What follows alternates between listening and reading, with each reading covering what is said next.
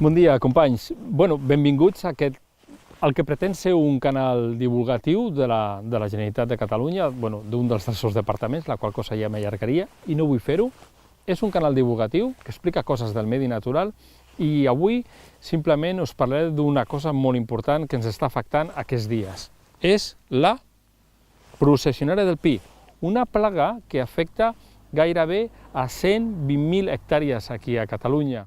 Sí, la processionària afecta diferents nivells, si és una zona forestal o si són zones urbanes, i els tractaments i els problemes són diferents. En les zones forestals, l'únic mètode efectiu de control avui en dia són els tractaments aeris, que, degut a la normativa, només es poden fer amb productes ecològics. Quan s'apliquen mitjançant avions, per via aèria, doncs són uns tractaments que han d'estar fets amb molt rigor i amb tota garantia para tothom, tant per les persones que están. Ahora mismo existen dos tipos, los de base aceite y los de base agua. Concretamente estos dos es más favorable y son más eficaces y sobre todo más seguros para el aplicador los de base agua. ¿Por qué? Porque el agua siempre es mucho más beneficiosa que un aceite para el medio ambiente. Pues aquí tenemos a nuestro experto, su nombre es Jacques Dugal, él viene de Canadá y es el responsable de todos los tratamientos ya a nivel mundial. Alors, le forêt est utilisé largement à travers le monde, principalement au Canada, aux États-Unis, ici en Europe, pour différents insectes nuisibles forestiers. Évidemment, à cette époque-ci de l'année, en l'automne, c'est le processionnaire du pin qui nous préoccupe le plus.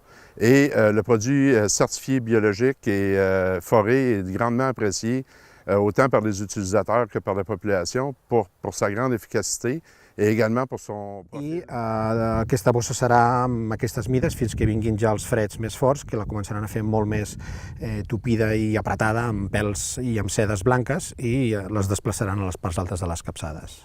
I en quin mes es produeix això? Quan vinguin els freds. Al febrer? No, d'aquí un parell de setmanes començaran ja a fer la bossa més forta.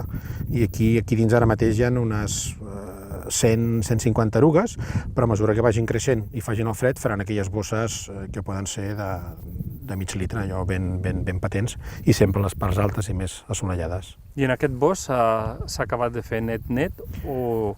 Aquesta zona es va tractar el 2016 perquè hi havia un nivell de plaga molt alt, amb defoliacions importants.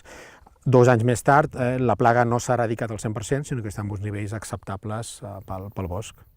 En els últims anys, els experts en medi natural consideren que un factor que pot ajudar és la col·locació de caixes niu d'ocells insectívors o de ratpenats. I entre tots, intentar que aquesta plaga que ens afecta a Catalunya la puguem minvar. Espera, me deixava una cosa important. Sí, la caixa niu és aquesta. I aquesta és d'ocell insectívor, la de ratpenat és diferent, és una miqueta més gran. Però per si algú es vol fer una casa o si té algun pi, sempre es podeu ajudar, perquè entre tots segur que agafarem la plaga i simplement la enviarem a passeig. Fins aviat, companys, adeu, i companyes.